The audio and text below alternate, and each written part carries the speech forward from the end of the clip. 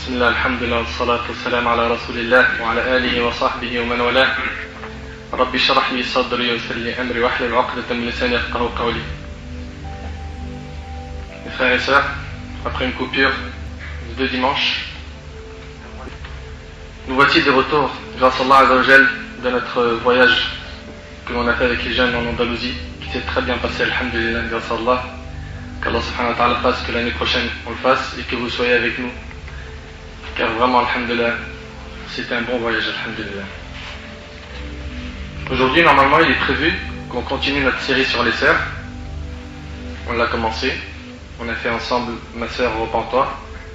Avant ça, j'avais fait ma sœur pourquoi refuser de porter le hijab. On a fait aussi un jour dans la vie d'une musulmane, la place de la femme en islam. Et sachant que c'est un retour de voyage et qu'on ne s'est pas vu, je me suis dit on fait un thème décontracte et après la semaine prochaine on continue cette série sur les sœurs.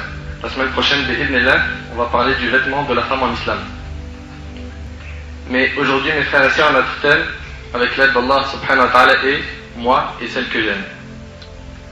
Moi et celle que j'aime. قال الله تبارك وتعالى في سورة البقرة. Allah subhanahu wa ta'ala dit dans Surat al-Baqarah, Surat 2, verset 165, وَمِنَ النَّاسِ مَنْ يَتَّخِذُ مِنْ دُونِ اللَّهِ أَنْدَادًا يُحِبُّونَهُمْ كَحُبِّ اللَّهِ وَالَّذِينَ آمَنُوا أَشَدُّ حُبًّا لِلَّهِ. Allah ta'ala dit, parmi les hommes, il en est qui prennent en dehors d'Allah des égaux à lui. Il y a des gens qui associent à Allah subhanahu wa ta'ala, qui prennent en dehors d'Allah des égaux à lui en les aimant comme on aime Allah. On arrive aujourd'hui à une époque où il y a des gens qui aiment des gens, des personnes ou des choses comme ils aiment Allah. Or, les croyants sont les plus ardents en l'amour d'Allah. Les croyants, normalement, ils aiment Allah plus que tout.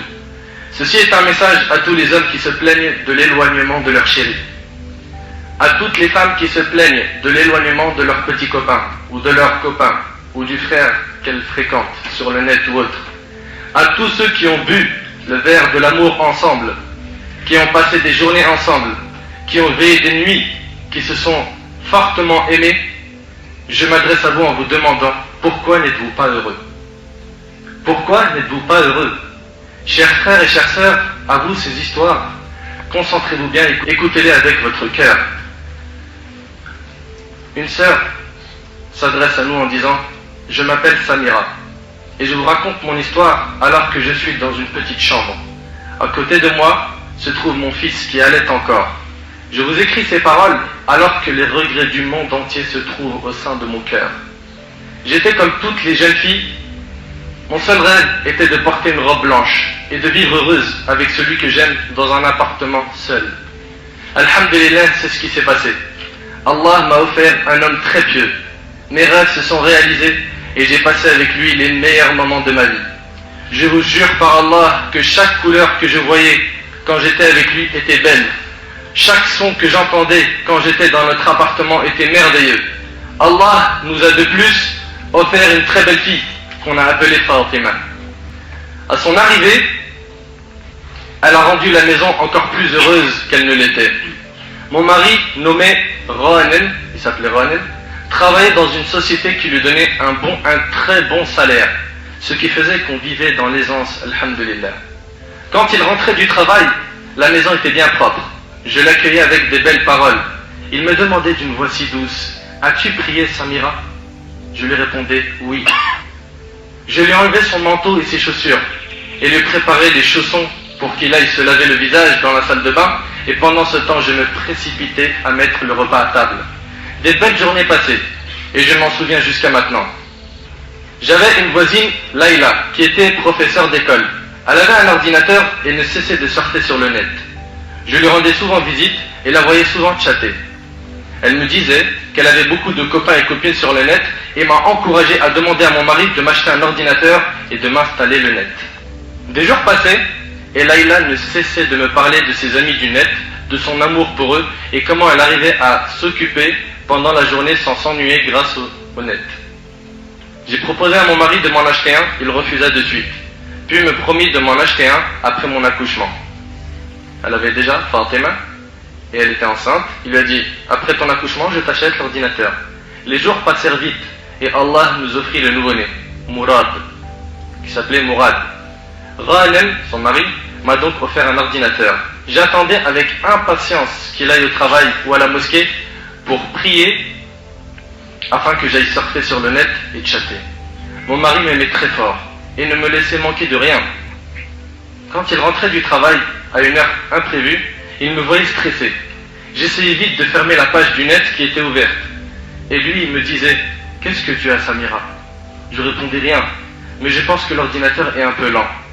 Je lui mentais. Il me souriait puis partait calmement. Quand j'étais chez Laïla, j'apprenais comment envoyer des fichiers et des photos.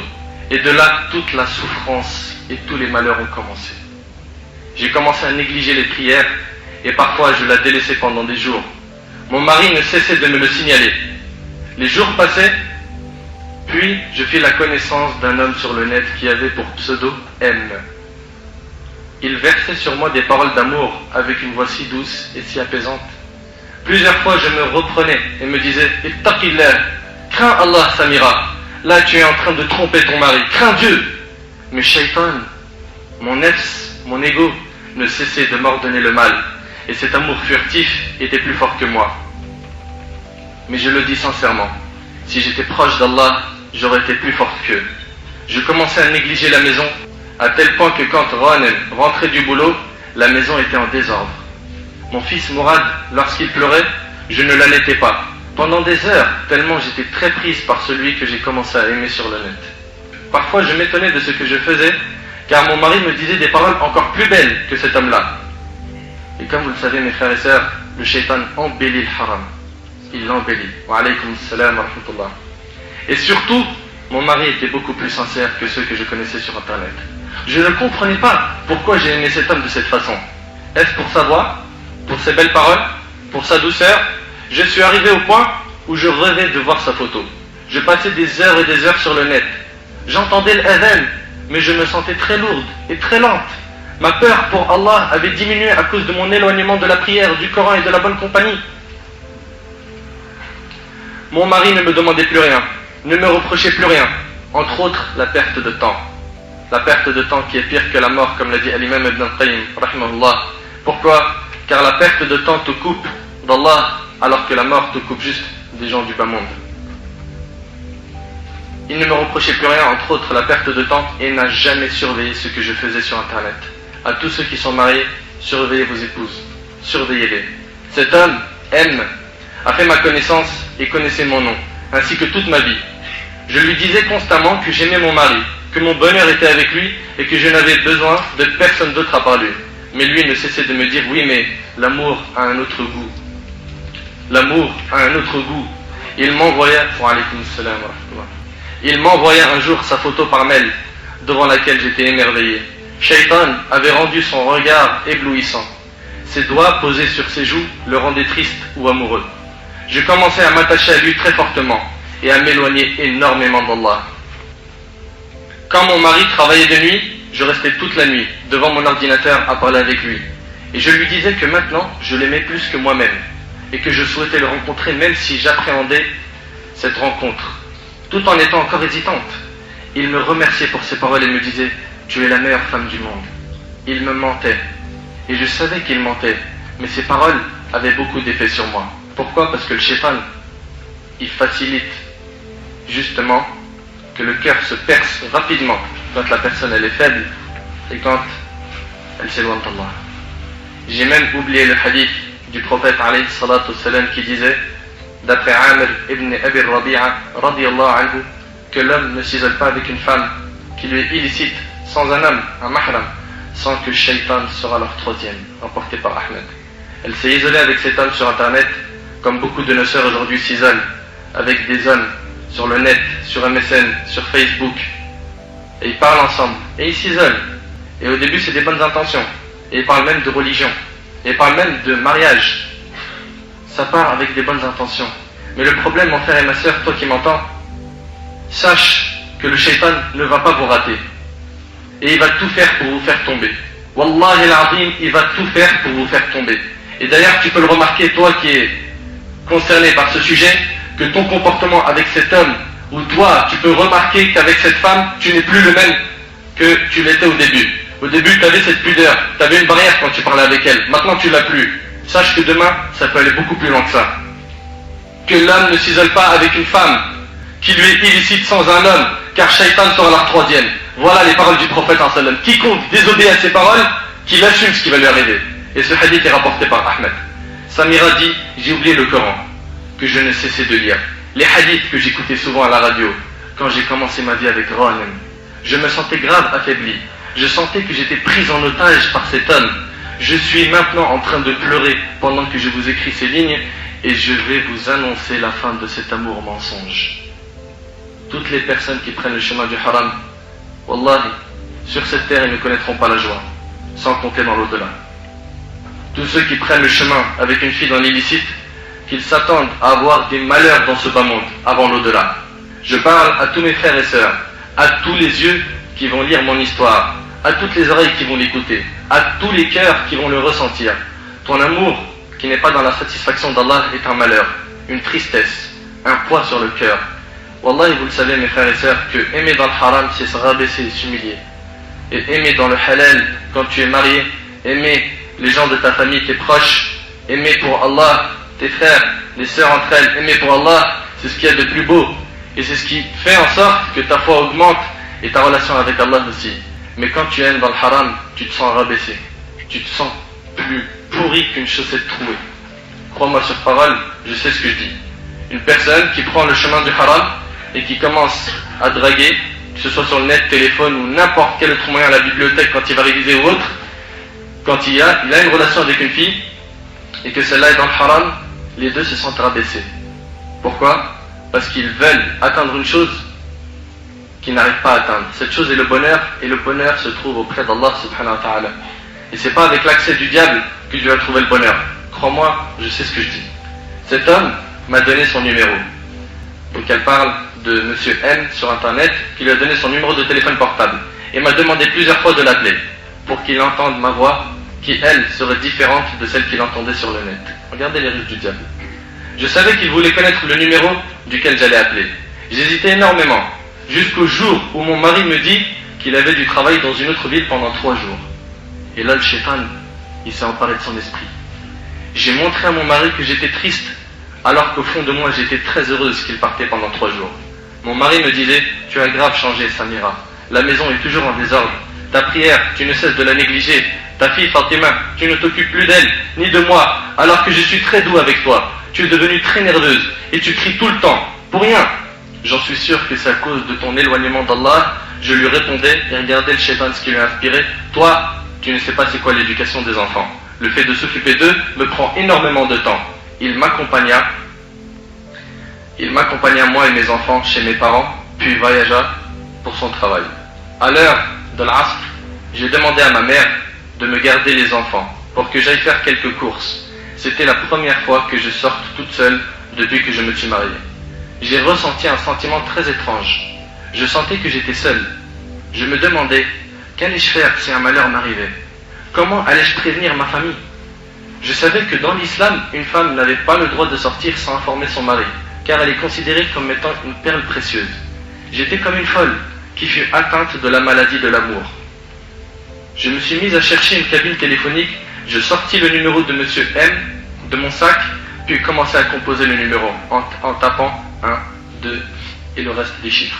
Mes doigts tremblaient de peur. Je me demandais qu'est-ce qui allait décrocher. Et là d'un coup ça sonne. Et d'un coup j'entends une voix. J'entendis sa voix, toujours aussi belle et douce. Sa voix qui me disait oui, qui est-ce? Je répondis, c'est ta chérie Samira. Je ne pus résister aux tendres paroles qu'il m'a dites au téléphone. Il me demanda ensuite, où es-tu Samira? Je lui décrivis exactement l'endroit où je me trouvais. Je sortis de la cabine pour l'attendre, en me posant toujours la question, est-ce que je rentre chez mes parents, ou est-ce que je l'attends pour au moins bénéficier d'un de ses regards? Un quart d'heure après, une magnifique voiture s'arrêta devant moi. Les vitres commencèrent à descendre petit à petit, puis son visage apparut devant moi. J'étais sûr que c'était lui, car c'était la même photo que j'avais reçue par email. Je n'en croyais pas mes yeux. J'étais comme une folle. Il me dit, viens, entre Samira. J'hésitais à monter dans sa voiture, puis il insistait, entre s'il te plaît ma chérie. On va juste faire un tour en voiture, puis on revient au même endroit. Mes pieds se dirigeaient tout seuls vers la voiture. J'ouvris la porte tout doucement, puis m'assis à côté de lui. De là commença les malheurs.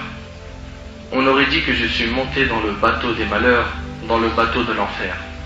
Je me suis rappelé mon mari, et mes larmes commencèrent à couler. Je me suis rappelé mon père, ma mère, mes frères et sœurs. Il resta calme, puis il me dit affectueusement, « Samira, qu'est-ce que tu as ma chérie ?» avec la plus douce des voix que j'ai pu entendre de ma vie. Il regarda mon visage, puis me dit, « Oh mais qu'est-ce que tu es belle !» Mes larmes ne cessèrent de couler, car j'ai senti que j'ai trahi mon mari. Comment j'ai pu me permettre de me retrouver dans cet endroit? Il me demanda, tout en étant étonné, « Samira, est-ce la première fois que tu sors avec un homme ?» Je répondis oui. Il me dit, « Samira, n'aie pas peur, ne pleure pas. Tu m'as bien dit que tu m'aimais quand on discutait sur le net. Pourquoi as-tu peur ?» Je répondis, « Oui, mais s'il te plaît, tu sais que je suis marié et j'ai peur que quelqu'un nous voie ensemble. » Il dit, « N'aie pas peur. » Puis il commença à accélérer en voiture. Mon cœur battait à 100 à l'heure. « Où va-t-on » lui demandai-je. Il me jeta un regard pervers et me sourit bizarrement. Puis me dit, « Je t'ai dit, n'aie pas peur. » Il emprunta les rues de la ville à grande vitesse, puis poursuivit son chemin en passant par l'autoroute. Lorsque nous sommes sortis de la ville, je me suis mis à pleurer. Les souvenirs de mon enfance me revenaient à l'esprit. Et c'est comme ça, hélas. Le shaitan, quand il piège quelqu'un, c'est quand il tombe dans le piège qu'il commence à regretter.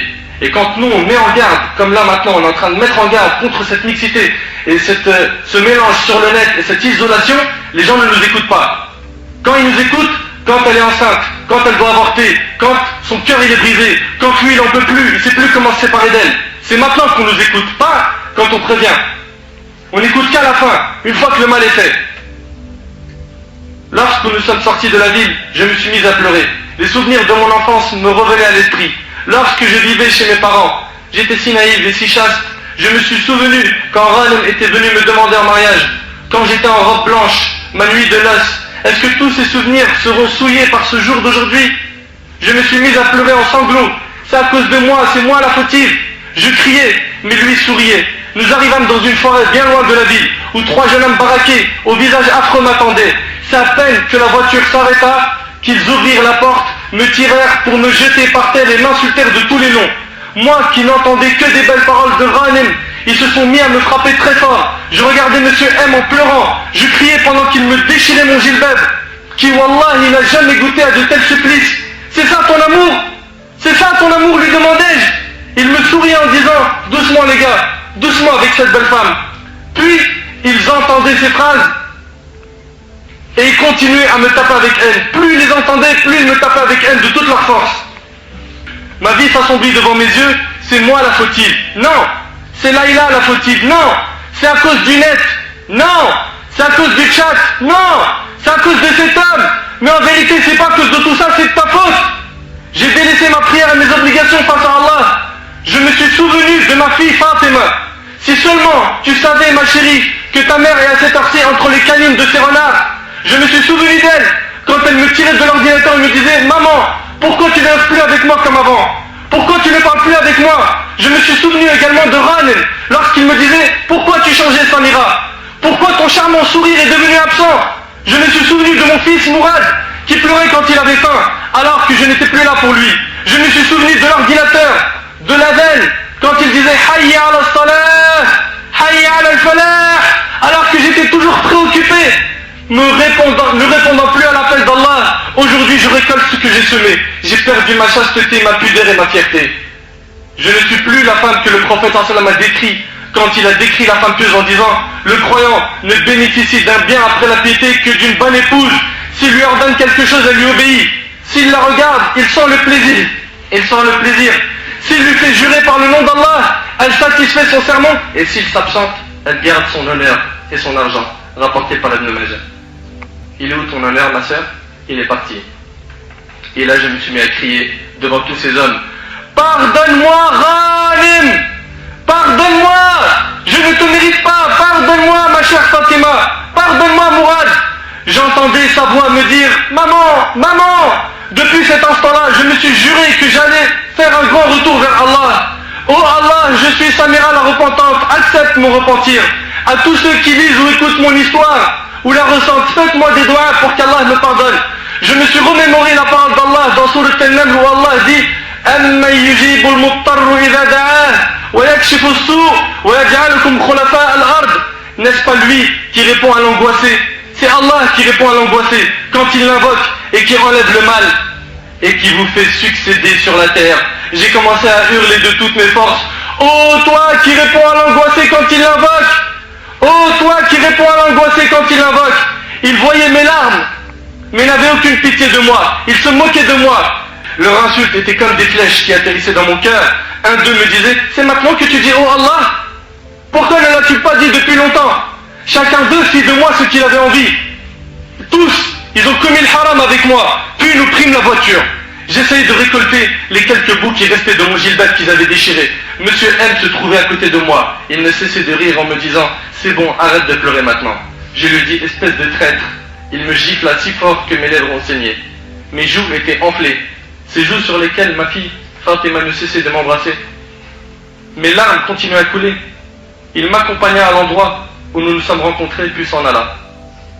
J'ai ramassé mon gilbert en récoltant le plus de morceaux possible et rentré chez mes parents. Je n'arrivais même pas à marcher à cause de la douleur que je ressentais à mes jambes. Je me suis précipité vers la salle de bain, j'ai lavé mon visage et me suis regardé dans le miroir. Je ne m'étais jamais vue aussi écœurante que ce jour-là.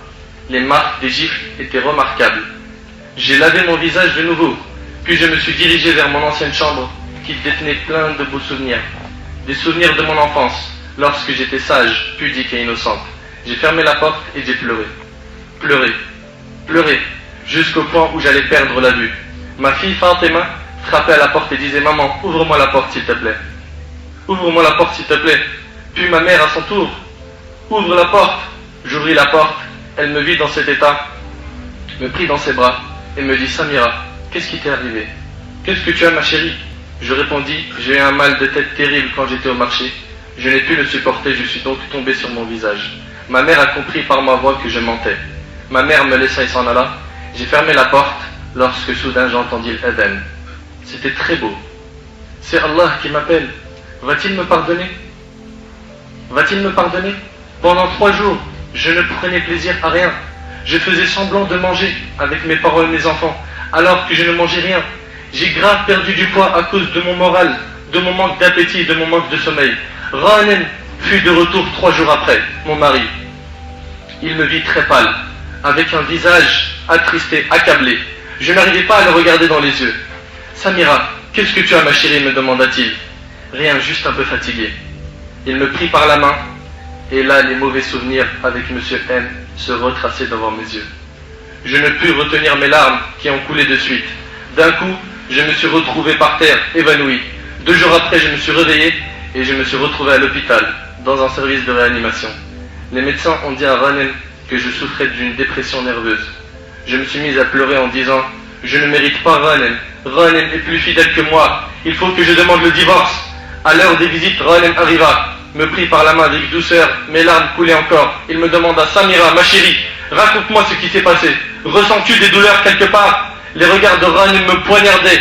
Mes lèvres tremblaient comme si elles voulaient dire quelque chose. Puis enfin je lui dis « Ranen, il faut qu'on divorce !» Ces paroles étaient pour moi impossibles à dire, mais je les ai quand même dites, car je savais que j'avais souillé ma pudeur par cet amour trompeur. Je l'ai supplié à plusieurs reprises, « Ranen, s'il te plaît, répudie-moi, je ne te mérite pas. » Il me disait « Samira, tu es folle, retourne vers Allah, reviens à Allah, lis le Coran, éloigne-toi de ces fréquentations, demande à Allah qui te pardonne. » Je pleurais encore, car il ne savait pas dans quoi j'étais tombé. Je suis sorti de l'hôpital en direction de chez mes parents. Ranem était très doux encore avec moi. Ma santé commençait un peu à s'améliorer. Jusqu'à maintenant, je lui demandais de me répudier. Le péché me brûle encore. J'ai trahi mon mari. J'ai trahi le pacte d'Allah qu'il y avait entre nous. Ranem me laisse à me reposer un peu chez mes parents. Et jusqu'à maintenant, je ne sais pas quoi faire. Je suis rentré dans ma chambre. Me suis assise sur mon bureau pour vous écrire. Mes chers frères et sœurs, ces quelques paroles, je vous les écris pour vous dire qu'il n'y a pas d'amour à travers un écran, un téléphone ou une rencontre. Mais le vrai amour, c'est l'amour qu'Allah et son messager alayhi salatu wassalam nous ont autorisé. Réveillez-vous, ô vous qui cherchez une femme sur le net.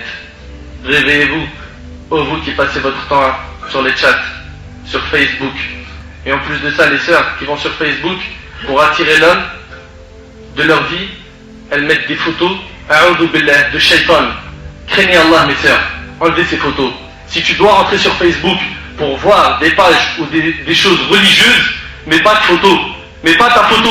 Crains Allah et enlève-la. Ça va t'attirer que des problèmes, tu vas rencontrer un renard comme celui-là. On te prévient aujourd'hui, demain on ne pourra plus te prévenir.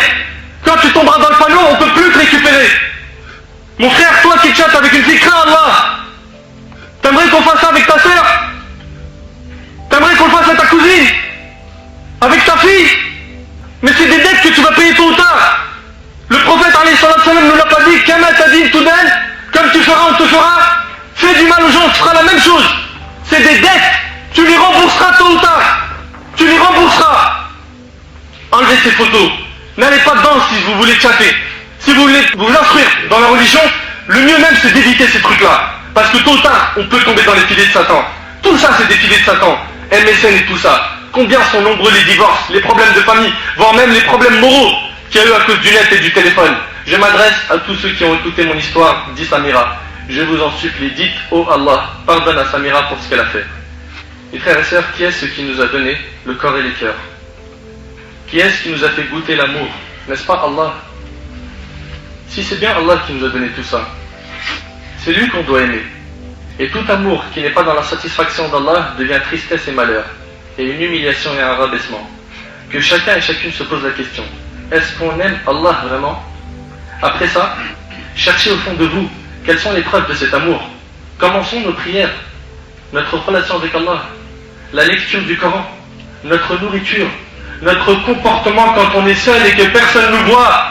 Ibn Mas'ud radiyallahu anhu disait, si tu veux connaître l'état de ton cœur, analyse-le dans 3 moments. Lorsque tu lis le Coran, est-ce que ton cœur est vivant ou mort? Dans les assemblées de dhikr, quand tu es dans une assemblée comme ça et que tu entends les paroles d'Allah, est-ce que ton cœur revit? Est-ce que tu sens que tu es en train de reprendre l'oxygène que ton corps a besoin? Et troisièmement, fil khalawat. Et troisièmement, quand tu es seul. Est-ce que tu as le même comportement quand tu es en groupe et quand tu es seul? Oui ou non? Ou est-ce qu'en groupe tu es bien et quand tu es seul tu es un renard, un diable? Ibn Mas'ud radiyallahu anhu il dit, si dans ces 3 états-là tu ne trouves pas ton cœur, sache que tu n'as pas de cœur. Comment est-ce qu'on se comporte quand on est seul? Quand la porte elle est fermée? Comment est-ce qu'on se comporte? Est-ce qu'on prend le téléphone et on parle doucement? De peur que papa et maman ils entendent? De peur que mon épouse entende? De peur que mes enfants? De peur que les gens qui sont dans mon entourage à la maison m'entendent? Est-ce que tu tapes sur le clavier et dès que quelqu'un rentre, tu rétrécis la fenêtre? Et t'es stressé? Comment es-tu? Mon frère et ma soeur, Wallah al-Azim, on est en train de parler d'un sujet qui est très dangereux. C'est cette mixité qu'on voit aujourd'hui entre les filles et les garçons qui se contrôlent plus. Et après, le père ne comprend plus pourquoi sa fille elle a fugué. Il ne comprend plus pourquoi sa fille elle a changé. Elle a enlevé son hijab. Elle s'exhibe. Elle s'habille mal. Elle répond à ses parents. La mère ne comprend plus pourquoi son garçon ne l'écoute plus. S'éloigner d'elle. Comment ça se fait? Il a tous les jours des choses dont je ne sais pas d'où ils viennent. Des téléphones portables. Et des choses en fait qu'il lui a eues dans le haram. Tout ça, ça commence par cette relation homme-femme qui est dans le haram. C'est Allah qui nous a donné ses cœurs et ses corps. Et c'est lui qui nous a donné ce sentiment d'amour dans notre cœur. C'est lui qu'on doit aimer. Comment notre comportement est envers nos parents, envers nos proches, nos enfants? Comment est notre éducation? Avons-nous purifié nos cœurs de toute jalousie ou autre maladie du cœur? Est-ce qu'on plaît à Allah dans toutes nos actions? Sinon, comment pouvons-nous prétendre qu'on l'aime? Le vrai amour est lorsqu'un frère voit une femme jolie, qui est belle, il baisse son regard immédiatement en se disant « Crains Allah ». Ce regard ne plaît pas à Allah. Il peut m'emmener vers la perdition. Et c'est également lorsqu'une sœur observe un homme qui lui plaît, ou le voit à la télé, ou autre, elle se met à baisser le regard en disant « Non, ce regard ne plaît pas à Allah ». Et vous savez mieux que moi que tout démarre à partir de ce regard. Ce regard, c'est la flèche du diable. Dès qu'elle pénètre le cœur, c'est terminé. Ce regard illicite que Shaitan te demande de faire, puis une fois que tu l'as fait, et que tu as pris goût, la deuxième démarche, prends le numéro de téléphone, le rendez-vous, etc., etc., et la quasi-totalité de ces relations finissent par la fornication. Attends-toi à ce que le diable se désavoue de toi le jour du jugement, après que tu aies fait tous ces péchés. Allah dit dans Surat al-Hashr, Surat 59, verset 16, que le diable va dire كمثل الشيطان إذ قال للإنسان اكفر فلما كفر قال إني بريء منك إني أخاف الله رب العالمين. Ils sont semblables au diable quand il dit à l'homme sois incrédule, mais crois. Le diable, ce qu'il veut de toi en numéro 1, c'est que tu sois un mécréant. Sois incrédule. Puis quand il a mécru, quand l'être humain sera mécréant, il dira le jour du jugement je te désavoue, car je redoute Dieu, le Seigneur de l'univers. T'imagines un petit peu, le diable va dire je te désavoue, j'y suis pour rien, moi je crains Allah. T'es conscient de ça? Le diable il va dire j'y suis pour rien, moi j'ai peur de Dieu. Il te mène à ta perte et il se désavoue. Il te dit j'y suis pour rien. Écoutez avec moi ce verset qui nous montre qu'on ne doit jamais privilégier l'amour de ce bas monde par rapport à l'amour d'Allah et de son prophète alayhi salatu salam et celui de l'au-delà. Allah tabarak wa ta'ala dit dans Surat At-Tawbah, Surat 9, verset 24, قل إن كان آباؤكم وأبناؤكم وإخوانكم وأزواجكم وعشيرتكم وأموال اقترفتموها وتجارة تخشون كسادها ومساكن ترضونها أحب إليكم من الله ورسوله وجهاد في سبيله فتربصوا حتى يأتي الله بأمره. Allah subhanahu wa ta'ala s'adresse à nous. Dit, si vos pères, vos enfants, vos frères, vos épouses, vos clans, les biens que vous gagnez, le négoce dont vous craignez le déclin, et les demeures qui vous sont agréables, vous sont plus chers que Dieu, son messager, et la lutte dans le sentier de Dieu, alors attendez que Dieu fasse venir son ordre. C'est une menace, une promesse de châtiment. Si tu aimes, écoute bien, tes enfants, tes parents, tes épouses, tes clans, ta richesse, les négoces, tout ça, plus que Dieu, son prophète sallam, et la lutte dans son sentier, attends-toi à un châtiment de la part d'Allah. Et c'est une menace faite de la part de Dieu. Attention à ce qu'on ne fasse pas partie des pervers si on met en avant l'amour de ce bas monde. Tôt ou tard, les gens connaîtront ta vérité. Alors ne mens pas à cette fille. Et toi aussi ma sœur, sois sincère, ne mens pas. Ne mentez pas. Toutes ces relations qui ont lieu avant le mariage et qui ne sont pas conformes à la religion sont basées sur le mensonge. Les gens ne font que de mentir pour séduire et plaire à la personne qui est en face. Que du mensonge. Je me rappelle qu'un de mes voisins qui habite dans notre cité, Wallahi al-Azim, Wallahi Allah est témoin que cette histoire est vraie. Il a connu une fille pour le mariage.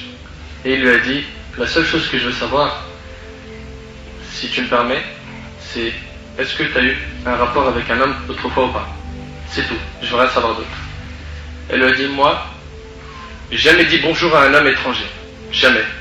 Je me suis toujours préservé. Cet homme-là, ce jeune-là, qu'Allah subhanahu wa ta'ala le protège, c'est un jeune, franchement, mashallah, il a une bonne relation avec Dieu.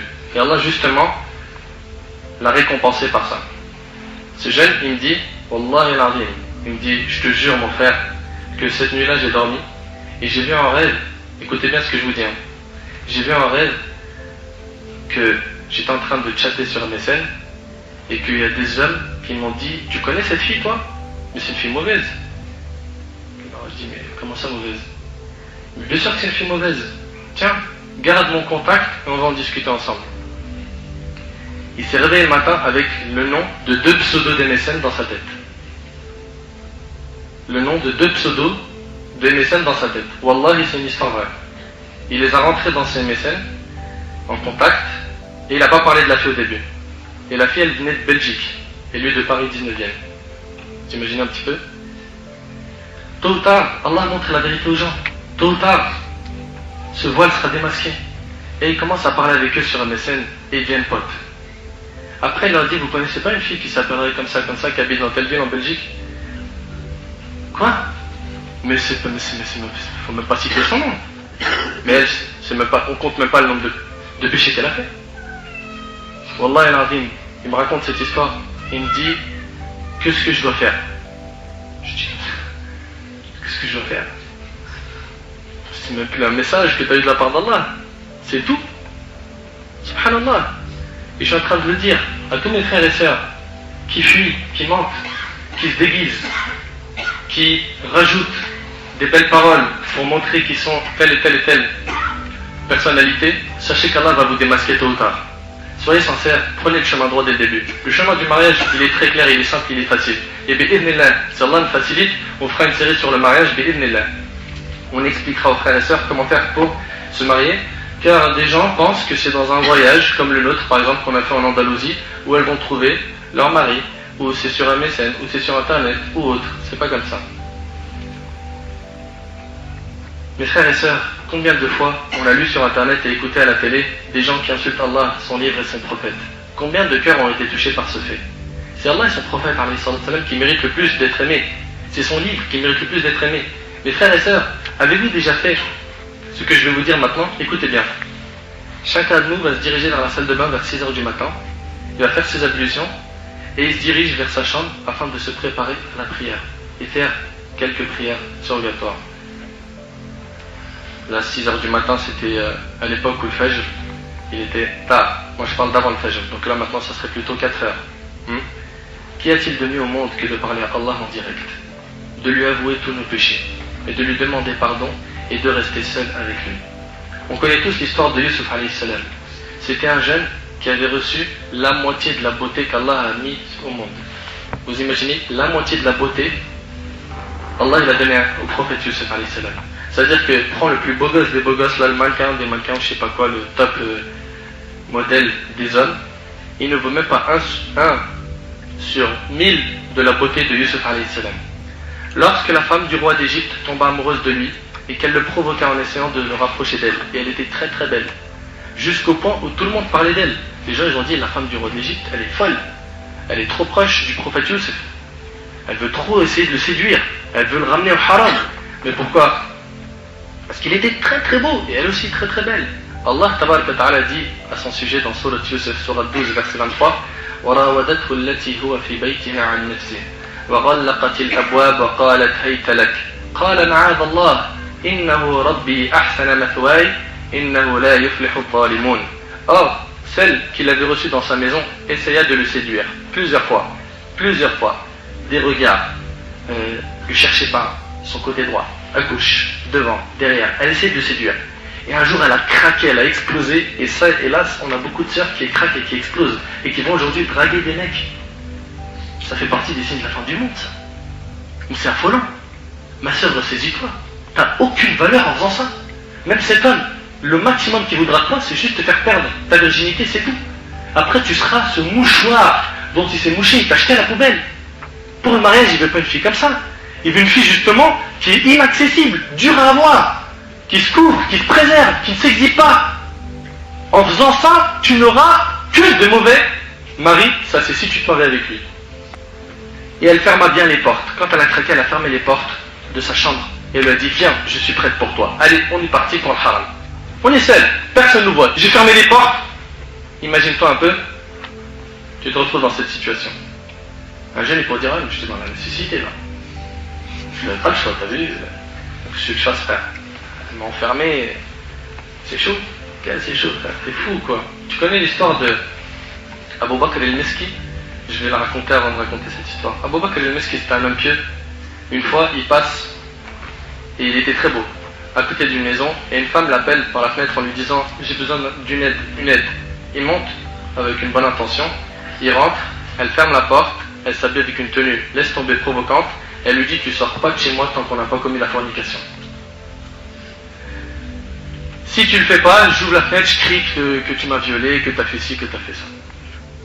C'est chaud, hein? Vous savez ce qu'il a fait? Il a dit, est-ce que tu me permets de rentrer aux toilettes, juste me préparer, me faire beau? Il dit, bien sûr. Il est rentré aux toilettes, il est ressorti avec des excréments sur son visage et sur son corps. Il les a pris, il a essuyé son corps et son visage, il lui dit, maintenant je suis beau, viens. Viens. Elle a dit, mais il est fou, ouvre la porte, sors. Et il est sorti, et les gens se sont moqués de lui. La nuit, il a entendu une voix lui dire, tu as mis cette mauvaise odeur par crainte d'Allah, Allah te l'échange à partir d'aujourd'hui par un parfum bon comme le musc. Et là où il marchait, il sentait le parfum sans se parfumer. T'as bien en retour ce qu'il a eu? Yusuf alayhi salam, qu'est-ce qu'il a dit quand elle lui a dit, viens, je suis prête pour toi? Il dit, qu'Allah me protège. Ma'ad Allah, qu'Allah me protège, c'est mon maître qui m'a accordé un bon asile. Vraiment, les injustes ne réussissent pas. Elle invita les femmes autour d'elle, les femmes de grand statut, les riches, à manger, parce que les femmes ne comprenaient pas pourquoi elle était devenue folle de Yusuf. Elle a donné à chacune d'elles un couteau pour couper la viande, les fruits et manger avec. Puis pendant ce temps-là, qu'elles étaient en train de couper la nourriture, ces belles femmes de grand statut elles aussi, elle a demandé à Youssouf d'entrer dans la salle. Donc elle est accompagnée de ses amis, et elle demande à Youssouf d'entrer. Quand il entra, et qu'elle le virent, de sa beauté, elles s'en coupèrent les doigts et tombèrent toutes amoureuses de lui. T'imagines que c'est toi qui est beau comme ça? Et tu te retrouves dans cette situation-là, où une femme, elle agresse pour faire le haram. C'est pas aujourd'hui, c'est toi qui es prêt à marcher derrière elle pendant 4 km pour savoir elle habite où, avoir son numéro comme un guignol. Hein? À tous les frères, je m'adresse à vous. C'est bien les femmes, sortir avec une fille c'est bien, ça te tranquillise, c'est pépère. Mais la fin, c'est quoi? Youssouf, alayhi salam, quand la femme du roi a tout fait pour faire le haram, jusqu'au point où elle a fermé les portes du palais, etc., qu'est-ce qu'il lui a dit? Il lui a répondu, quand elle lui a dit Qalat hayta lak, viens, je suis prête pour toi, il lui a dit quoi? La réponse elle est dans le Coran. Qala rabbi as-sijnu ahabbu ilayya mimma yad'unani ilayh. Il dit, ô mon Seigneur, la prison est préférable à ce à quoi elle m'invite. Il a préféré la prison à la fornication. C'est incroyable, wallahi. Ça c'est l'amour des prophètes et des gens pieux. Subhanallah.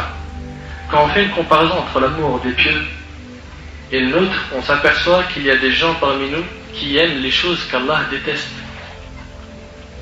Parmi nous, il y a des gens qui aiment ce qu'Allah déteste. Tu fumes, pourquoi? C'est makruh. Makruh de qui? D'Allah. Là on prend le raisonnement de c'est makruh, détesté. C'est détesté par Allah et toi tu l'aimes. Aujourd'hui les gens aiment ce qu'Allah déteste. Or tu devrais aimer ce qu'Allah aime, même si c'est la prison que tu auras. La deuxième histoire. La première c'était celle de Samira. C'est l'histoire de Yasser qui se trouvait dans un des hôpitaux, sur un lit blanc, isolé dans une chambre seule. Des infirmières et infirmiers ne cessaient d'entrer le voir, gardant toujours le sourire, même s'ils avaient un peu peur de lui approcher, à cause de sa maladie. Sa maladie a anéanti toutes ses forces. Son visage blanc est devenu sombre. Sa main qui était si forte ne parvenait même plus à porter un verre d'eau. Alors qu'il était dans cet état, un homme pieux s'approcha de lui et lui sourit. Yasser lui sourit également, puis cet homme lui dit « C'est l'occasion de te purifier de tes péchés, ô Yasser, patiente et demande la récompense auprès d'Allah. Ceci est le destin d'Allah, profites-en pour te repentir auprès de lui. » Yasser le regarda d'un regard voulant dire beaucoup de choses, il ferma ensuite les yeux puis se mit à pleurer. Avec beaucoup d'espoir, il regarda cet homme et lui dit « Ô Cheikh, j'étais un jeune très beau, plein de force et d'énergie. Quand soudain je suis devenu accro à Internet, il n'y avait pas un site où il y avait la notion de S-E-X sans que je le connaisse. Pas une photo de femme sans que je ne l'ai regardée. J'ai pris le bateau du haram, je profitais du fait qu'Allah cachait mes fautes, mes défauts auprès des gens. Je voyageais d'un pays à l'autre afin de rencontrer des chanteuses et faire le haram. Et ceci jusqu'à ce que je suis tombé malade. Sa voix commençait à trembler, ses lèvres à trembler, puis il a dit « Je suis malade du sida, ô Cheikh. Ô Cheikh, l'écran de l'ordinateur m'a trahi. De même que les clips et les messages. Je suis maintenant sur un lit, ne parvenant plus à bouger. Mon père ne me rend plus visite. Mes frères viennent une fois par mois me voir. Ils ont peur de ma maladie. Ma mère, puis il se mit à pleurer.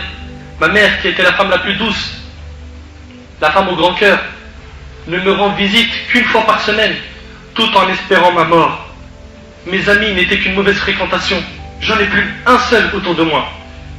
Il n'y a pas un seul de ces amis-là qui m'a rendu visite depuis qu'il a appris ma maladie. Mais malgré tout ça, Cheikh, j'ai au fond de moi un énorme espoir, pas concernant ma guérison, mais du fait qu'Allah va accepter mon repentir. Cheikh, préviens toute personne en dehors de cette chambre, tout homme, toute femme, préviens-les que je me repens à Allah. Je jure par Allah que je reviens à lui. Si seulement une de ces personnes pouvait me prêter sa santé une seule heure. Toi qui commets la fornication, tu penses pas à ça? Tu dis pas déjà, 1, que tu as désobéi à Allah, 2, tu peux tomber dans cette maladie, le sida? Tu t'es jamais souvenu qu'Allah subhanahu wa ta'ala promet à celui qui commet la fornication, qui se mariera avec une fornicatrice,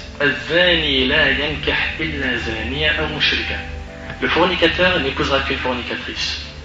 tu commets ce péché, attends-toi à ce que ta future femme soit une fornicatrice, qui te trompera, qui fera ce péché avec d'autres hommes.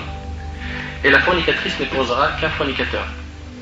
Ne pense pas qu'en prenant ce chemin de la fornication, tu auras le temps de trouver une bonne femme qui sera en hijab et tout. Non, toi si tu ne te repens pas de ce péché-là et tu ne reviens pas à Allah, ta future femme, ça sera une fornicatrice qui va à droite à gauche, qui te trompera, qui te trahira. Prends ce chemin et assume-le.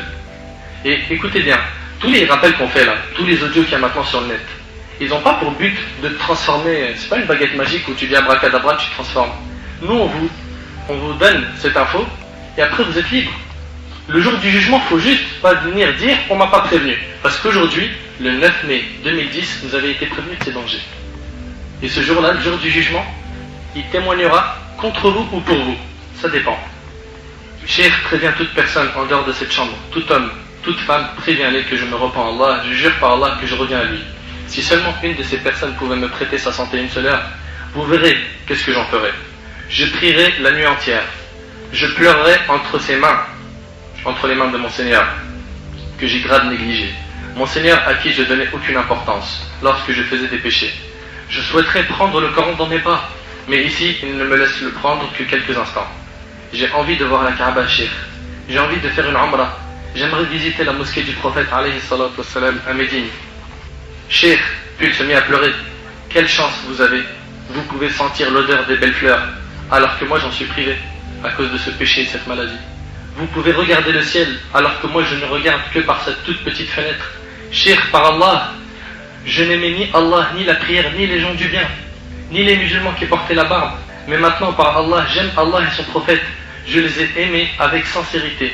Non pas parce que je suis malade, mais parce que j'ai réalisé que mon cœur ne s'apaisait que lorsqu'il était proche d'Allah, lorsqu'il était rempli de son amour et celui du prophète alayhi salatu wassalam. Et vous le remarquez, tous, sans exception, que lorsqu'on en est proche de Dieu, on se sent bien. Et lorsqu'on s'éloigne de lui, on est mal. Et quand on prend le chemin des péchés et du haram, on se ment à nous-mêmes en essayant de nous dire qu'on est bien, mais on est mal.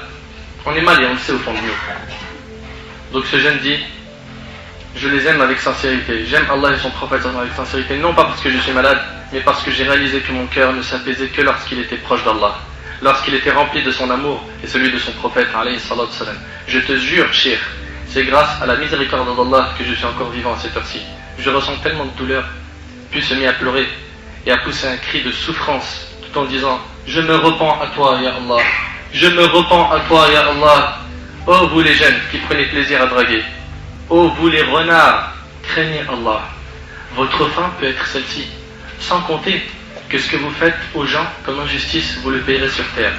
Vous avez sûrement des sœurs, des cousines, des filles, sachez qu'on fera la même chose avec elles, et que tout ça c'est des dettes que vous devrez payer.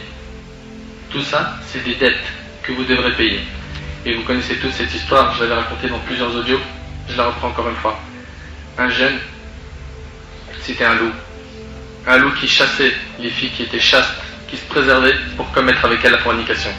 Ce jeune-là, il a su que sa sœur, elle connaissait une fille qui était très très bien, mashallah. Donc il a essayé une fois, deux fois, trois fois, quatre fois de la séduire, 10, 20, 30, jusqu'à ce qu'il a réussi à avoir son numéro de téléphone, et bien sûr des belles promesses, on va se marier, si, ça, jusqu'à ce que la fille, qui est naïve, et que, comme beaucoup de nos sœurs sont naïves, elle est tombée dans un grand panneau, et il lui a fait perdre ce qu'elle avait de plus cher au monde, sa virginité. Après ce péché, il l'a négligée.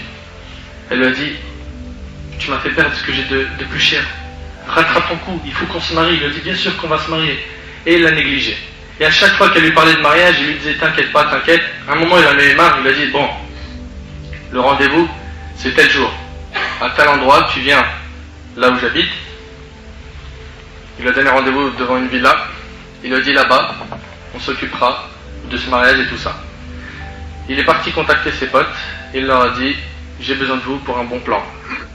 J'ai besoin que quand cette fille elle vienne, vous la violez, vous lui faites la misère, vous la tuez, vous me débarrassez d'elle. Je ne veux plus entendre parler d'elle. Ils lui ont dit, t'es notre pote, on te doit ça, bien sûr.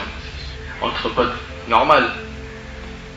Et le jour J, elle devait aller justement pour ce mariage mensonge. Elle se prépare pour y aller et son petit frère il tombe grave malade. Donc elle appelle la fille, sa copine, qui est la sœur du loup. Elle lui dit, je suis désolé, je ne peux pas venir, est-ce que tu peux y aller toi, demander à ta mère qu'aujourd'hui je ne pourrais pas venir et qu'on reporte le mariage parce que mon frère il est malade. Elle lui dit bien sûr. Et c'est donc la sœur qui est partie. La sœur elle est partie, les gens ne l'ont pas reconnue, ils l'ont violée, ils l'ont tuée. Et quand ce loup est venu, ils ont dit alors c'est bon, ils ont dit oh, elle est dans ce sac poubelle. Il a ouvert le sac et il a vu la tête à sa sœur. C'est des dettes, c'est des dettes. Joue, on jouera avec toi. Joue avec elle, on jouera avec elle. Tu auras des filles plus tard, tu vas te marier, tu auras des enfants. Tu vas le payer. Les années vont passer, tu vas le voir. Il est parti, il a ouvert la voiture, il a ouvert la boîte à gants, il a pris un pistolet, il s'est tiré dessus. Voilà la fin des injustes. Après tout cela, que pouvons-nous dire à ceux qui tombent amoureux dans le haram? Savez-vous maintenant quel est le vrai amour? Le vrai amour, qui est un beau sentiment, ne doit être que pour celui qui le mérite. On ne joue pas avec. Mon cher frère, ton cœur et ton amour ne doivent pas être donnés à n'importe quelle femme. Ma chère sœur, toi qui es pudique, toi qui es considéré en islam comme un bijou, un trésor, tu ne dois pas aimer n'importe quel homme, surtout pas les hommes qui jouent avec les femmes et qui se comportent comme des voleurs. Le voleur est celui qui ne rentre pas par la porte, il rentre par la fenêtre. Et l'homme pieux, sincère, bien éduqué, il frappe à la porte et il demande la main de cette manière-là. Il ne saute pas par la fenêtre pour s'emparer de la fille comme un voleur. Et ça, c'est des voleurs et on en a beaucoup dans notre communauté. L'amour est un grand bienfait qu'Allah a mis dans nos cœurs. On ne doit l'utiliser que dans ce qui plaît à Allah. Le jeune d'aujourd'hui dit « J'aime telle femme plus que moi-même. Je l'aime plus que tout au monde. » Ça, c'est les... Pour moi, hein, c'est les jeunes immatures qui sont un peu zinzin dans leur tête et qui surtout ont mangé une bonne gifle de Satan. Je l'aime plus que tout, je l'aime plus que moi. Je pense qu'à elle, c'est mon oxygène.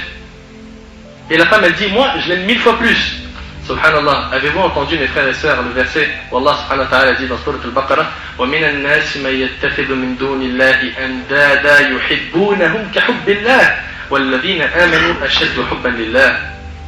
Parmi les hommes, il en est qui prennent en dehors d'Allah des égaux à lui, en les aimant comme on aime Allah. Ils aiment ces choses-là ou ces personnes-là comme ils aiment Allah. Or les croyants sont les plus ardents en l'amour d'Allah. C'est vrai. Tout amour qui n'est pas pour plaire à Allah est une injustice en soi-même. Vous savez pourquoi? Car notre âme ne supporte que l'amour d'Allah et l'amour pour Allah. Tout amour qui n'est pas pour plaire à Allah est une injustice en soi-même, car notre âme ne supporte que l'amour d'Allah et l'amour pour Allah. Écoutez également ce qu'Allah dit dans Surat Al-Baqarah, verset 166. إِذْ تَبَرَّأَ الَّذِينَ اتُّبِعُوا مِنَ الَّذِينَ اتَّبَعُوا وَرَأَوُا الْعَذَابَ وَتَقَطَّعَتْ بِهِمُ الْأَسْبَابِ. Regarde un petit peu, Allah il décrit quoi? Allah il dit quand les meneurs, ceux qui mènent les gens là, désavoueront le suiveur. Ceux qui t'ont mené, ils vont se désavouer toi qui les as suivis. Quand les meneurs désavoueront le suiveur à la vue du châtiment. Le jour du jugement, ils vont voir le châtiment, ils vont dire non, j'y suis pour rien. Je t'ai jamais dit sors avec une meuf. Je t'ai jamais dit ouais, si tu sors pas avec une meuf, t'es un mec chelou. T'es bizarre. Je t'ai jamais dit toi, si tu connais pas un garçon, t'auras pas d'expérience avant le mariage et tout. Non, ils vont se désavouer de toi. Et après, Allah il dit, les liens entre eux seront bien brisés. Le jour du jugement, la femme dira, oh un tel, toi, un tel, monsieur M ou X, tu m'as aimé, comment peux-tu me laisser? Mais lui se désavouera d'elle. Ma sœur, celui qui t'a aimé dans le haram se désavouera de toi. Alors délaisse-le au plus vite. Prends de ma part ce conseil. Essaye de bien comprendre. Si tu aimes cet homme dans le haram, si tu l'aimes vraiment, lâche-le. Si tu l'aimes vraiment, lâche-le. Car il se peut qu'il soit la cause de ta perte. Pareil pour toi, mon frère. De même, lui il dira, oh une telle, tu me disais que ton cœur était rempli de mon amour, et maintenant tu te désavoues de moi. Ô frère qui m'entend, si tu aimes cette fille dans le haram, délaisse-la, lâche-la avant qu'il ne soit trop tard, et que le regret ne serve plus à grand chose. Allah dit dans Surat Al-Baqarah, Surat 2, verset 167, وَقَالَ الَّذِينَ اتَّبَعُوا لَوْ أَنَّ لَنَا كَرَّةً فَنَتَبَرَّأَ مِنْهُمْ كَمَا تَبَرَّؤُوا مِنَّا كَذَلِكَ يُرِيهِمُ اللَّهُ أَعْمَالَهُمْ حَسَرَاتٍ عَلَيْهِمْ وَمَا هُمْ بِخَارِجِينَ مِنَ النَّارِ. Et les suiveurs diront, ceux qui ont suivi là, aveuglement, tous ceux qu'ils ont appelés au haram, que ce soit une fille ou un garçon ou autre, ah, si un retour nous était possible, ah, s'il y avait moyen de faire marche arrière, nous maintenant qui sommes devant l'enfer, alors nous les désavouerions comme ils nous ont désavoués. Ainsi Dieu leur montrera leurs actions, source de remords pour eux, mais ils ne pourront pas sortir du feu. La fin d'une personne qui prend le chemin du haram, c'est le feu. Es-tu prêt à assumer le feu? Si oui, trace ton chemin, mon frère. On n'est pas ici pour te traumatiser ou t'imposer quoi que ce soit. On est ici pour t'éclairer, te dire ce qu'Allah et son prophète sallam disent de telle et telle chose. Tu veux suivre, alhamdulillah, le jour du jugement tu te diras alhamdulillah, grâce à Allah cette personne a été la cause de ma réflexion, de ma guidée. Tu veux pas suivre, tu regretteras seul. Troisième histoire, et c'est la dernière, c'est l'histoire de Mohammed qui prend l'avion. Une fois installé, il met sa ceinture et il est bien installé dans l'avion. C'était un homme sportif et charmant, mais une personne qui était loin d'Allah. L'avion a décollé en direction des États-Unis. Il rêvait déjà de toutes les boissons qu'il allait boire, de toutes les femmes qu'il allait prendre dans ses bras. Pendant toute la durée du voyage, il programmait ses vacances, ne s'imaginant pas que celui qui lui a donné la force et la jeunesse pouvait les lui retirer à n'importe quel moment. Arrivé à destination, il est aux States, ça y est, aux États-Unis, il loua un appartement dans lequel il a mis toutes ses affaires, et là ont commencé ses vacances. Il veillait toute la nuit, puis s'endormait le matin jusqu'au soir. Ça, c'est la vie des vampires. Et on en a beaucoup aujourd'hui, hein, les hétis là, qui tiennent les murs jusqu'à 4-5 heures du matin. Là. On dirait les murs ils vont tomber. À plusieurs reprises, ses oreilles ont délaissé l'appel de la prière. Il ne se rendait pas compte que cet appel était entre autres pour lui, car il était musulman. Il a dépensé beaucoup d'argent, a bu plusieurs fois jusqu'au point où il ne savait plus ce qui se passait autour de lui. L'alcool. Tu vois, quand tu es seul et que tu es loin d'Allah, mon frère, Wallah, tu vis une vie identique à celle des animaux. Mohammed disait, ma vie avait pris ce rythme jusqu'au jour où je partis en soirée. Là-bas, j'ai eu plein de belles femmes, hein, les soirées, les pièces du diable, hein, les pubs, la boîte de nuit. Vas-y mon frère, on va s'éclater un coup, on va écouter tel DJ, un tel mix, tel remix, tel mix. D'accord, vas-y mon frère. Nous on est en train de prévenir, on n'est pas en train d'imposer à quelqu'un de prendre tel ou tel chemin. On prévient, le jour du jugement vous n'aurez aucune excuse. Retenez bien cette phrase. Donc il est parti en soirée, où il y a les pièges de Satan. Il a demandé un verre, puis il a commencé à boire, et il donnait même des pots de vin, un rachwa. Je savais que l'alcool était haram, mais mes passions m'ont fait tout oublier. De loin, une des femmes me regarda d'un regard sensuel et doux. Elle s'approcha de moi, me tendit sa main, puis se jeta complètement dans mes bras. C'est vrai que j'ai beaucoup désobéi à Allah, mais cette fois-ci, les sentiments étaient indescriptibles. Ses traits montraient que c'était une femme arabe. Puis, d'un coup, elle se mit à parler en arabe, mais un arabe débutant. Elle me demanda, « Est-ce que tu es arabe ?» Je répondis oui. Elle dit, « Moi aussi, et j'ai la nationalité américaine, je suis né ici. » Elle me demanda, « Comment tu t'appelles ?» Je lui répondis, « Mohamed. » Elle dit, « Je n'aime pas ton prénom. » Je demandai pourquoi. Elle dit, « Je suis chrétienne, j'aime pas ce prénom. » Mon corps s'éloigna d'elle d'un coup, car j'ai senti sa haine contre l'islam, mais mes passions ont tellement envahi mon cœur que j'ai souri, puis changé de sujet. « Aimes-tu danser ?» lui demandai-je. « Oui, » répondit-elle. Nous nous sommes mis à danser, puis à la fin de la soirée, je lui ai demandé de venir avec moi, mais elle refusa. J'ai réessayé à plusieurs reprises, mais elle insista sur le refus. En rentrant chez moi, son visage n'a pas quitté mon esprit. Mon cœur s'était grave affaibli du fait de mon éloignement d'Allah. Après 2 soirées avec elle, mon cœur ne cessait de s'attacher à elle. Jusqu'au jour où je lui ai demandé de dormir chez moi une nuit. Elle accepta, mais lui dit à une condition, c'est que tu portes cette chaîne. C'était une chaîne avec pour pendentif une petite croix. J'ai ressenti un sentiment étrange et me disais, certes j'ai désobéi à Allah, certes je ne prie pas, certes je n'ai pas vu mes parents depuis quelques mois, mais je suis tout de même musulman. Le problème est que mon amour pour elle était plus fort que tout. Je me suis précipité à prendre la chaîne, je l'ai mise autour de mon cou comme un prisonnier, un esclave. Je lui ai souri, puis elle m'a dit, waouh, elle te va très bien, c'est un cadeau de ma part, je ne veux te rencontrer qu'en te voyant avec. J'ai passé avec cette femme de superbes journées. Shaitan m'embellissait tout ce qui était interdit. Un jour, je lui ai demandé de sortir avec moi, mais elle refusa. Je l'ai supplié en lui proposant même de l'argent. Comme je vous ai dit, l'amour dans le haram, il rabaisse et il humilie. Wa alaykoum salam. L'amour dans le haram, il rabaisse et il humilie. Fait de toi, excuse-moi du terme, un chien. Un chien derrière cette fille, pas un être humain. Et un jour, je lui ai demandé de sortir avec moi, mais elle refusait. Je l'ai supplié en lui proposant même de l'argent, mais elle continuait à refuser en me disant, franchement, je veux que tu te convertisses d'abord au christianisme. T'as vu comment ça va vite? Ces paroles ont atterri dans mon cœur comme un tonnerre, une foudre. Je lui ai dit, mais ceci est impossible. Elle lui répondit, moi aussi. À partir d'aujourd'hui, il m'est impossible de rester avec toi. Shaitan me disait, mais vas-y, dis-lui que tu acceptes. Dis seulement avec ta langue que tu sors de l'islam, juste avec ta langue, t'as rien à perdre. T'as vu un peu le Shaitan, comment il est fort? Petit à petit, il te rapproche du péché.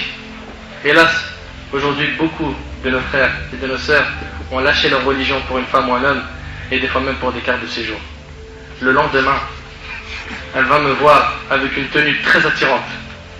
Elle approcha son visage du mien et me dit, tu as le cœur dur, tu ne ressens pas l'amour. Je n'ai pu résister à ses paroles et lui dis, ben si, qu'est-ce qui a fait que je m'attache à toi de cette manière?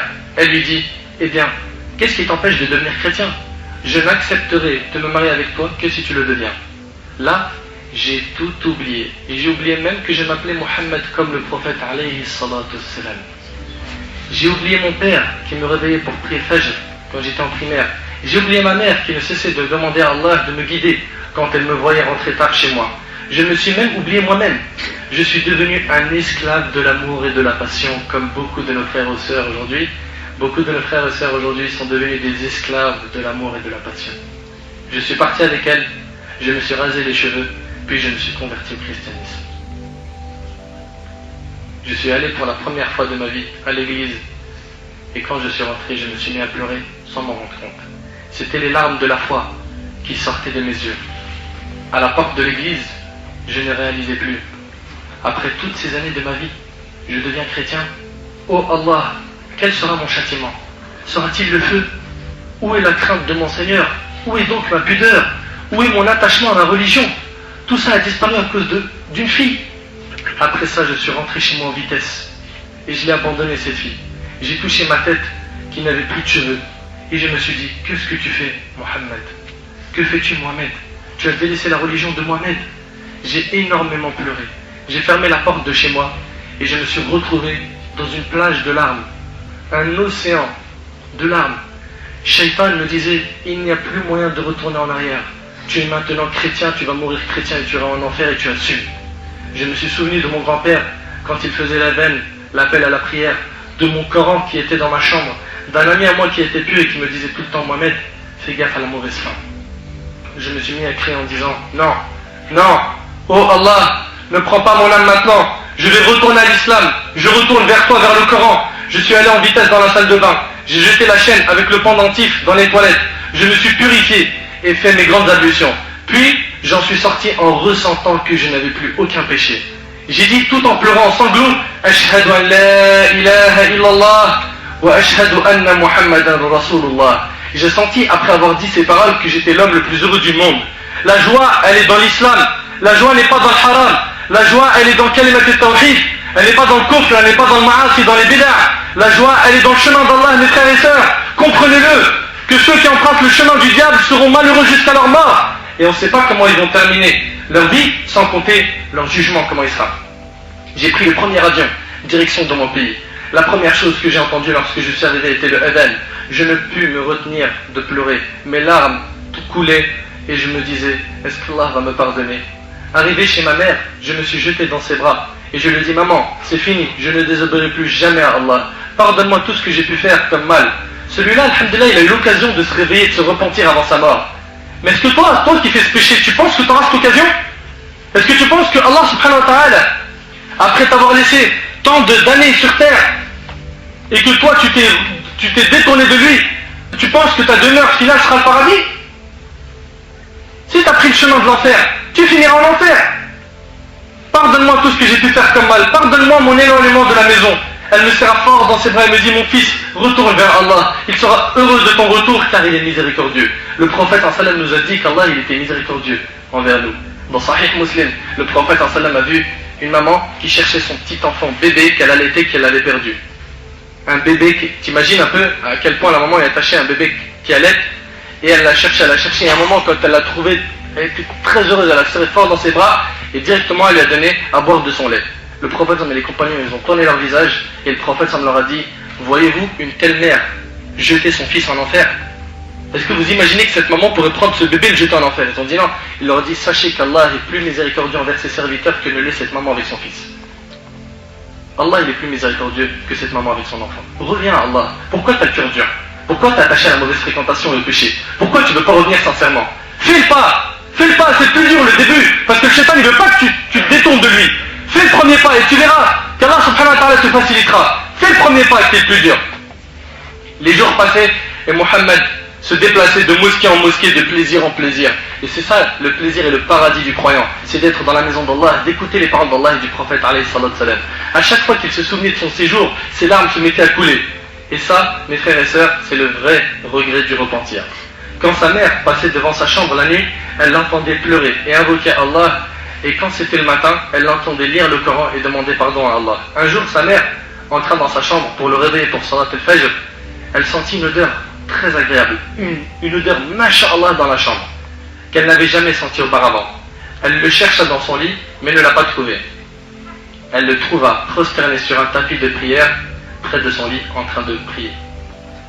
Elle patienta quelques instants, le temps qu'il finisse, puis se mit à l'appeler. « Mohamed, mon fils !» Il ne répondait pas. Elle s'approcha de lui, le toucha, et c'est alors là qu'il tomba sur le côté.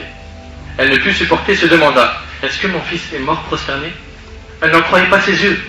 Elle sortit de la chambre, ses yeux en pleurs. « Les enfants, venez vite, venez voir votre frère Mohammed, venez voir votre frère Mohammed !» Ils s'approchèrent, le bougèrent. « Maman, notre frère Mohammed est mort, il est mort prosterné. Qu'Allah subhanahu wa ta'ala fasse que notre mort soit comme celle de Mohammed. Dites Amin. » Mort prosterné, Allahu Akbar. Le prophète alayhi salatu salam l'a dit dans le hadith d'Ibn Mas'ud que rapporte l'imam al-Bukhari et Muslim, par celui en dehors de qui il n'est de point de Dieu. L'un de vous fait certainement l'œuvre des gens destinés au paradis. Il y a des gens parmi nous qui ont une image d'homme pieux, jusqu'à ce qu'il ne reste plus qu'une coudée entre lui et le paradis. Et voilà que sa prédestination le devance. Il commet alors un acte de ce que font les gens de l'enfer et il y entre. Toute sa vie, il a pris le chemin droit et il meurt d'une mauvaise fin. Pourquoi ? Parce qu'il n'était pas sincère. Il faisait ça pour les gens, c'était un ostentateur. Et Allah démasque son vrai visage en montrant aux gens ce qu'il était vraiment. Et l'un de vous fait certainement l'œuvre des gens voués à l'enfer, comme c'était le cas de Mohammed, jusqu'à ce qu'il ne reste plus qu'une coudée entre lui et l'enfer. Une coudée. Et voilà que sa prédestination le devance. Il fait alors un acte de ce que font les gens du paradis et il y entre. Une personne, elle peut basculer vite, elle peut changer vite. Et les cœurs des serviteurs d'Allah sont entre les deux doigts du miséricordieux, il les fait changer d'état quand il le veut. La mère a su que l'odeur qu'elle avait sentie était celle de son âme pure que les anges de la miséricorde avaient prise. Allah fut heureux de son retour vers lui. Il lui a donc accordé une bonne fin. Il a aimé Allah, Allah a donc aimé sa rencontre. Quelle belle fin qu'a eu notre frère Mohammed. Nous devons tous envier l'amour d'Allah pour lui. Mes frères et sœurs, signons un pacte avec Allah, comme quoi nous allons faire ce qui lui plaît, et nous éloigner de tout ce qui lui déplaît, et en numéro 1, les relations illicites entre hommes et femmes, et la mixité, l'isolement derrière les claviers, derrière les téléphones et derrière les textos, et même dans des rencontres, dans des endroits où il n'y a pas de mahram, et ce n'est pas ta femme. Éloigne-toi de ça, mon frère.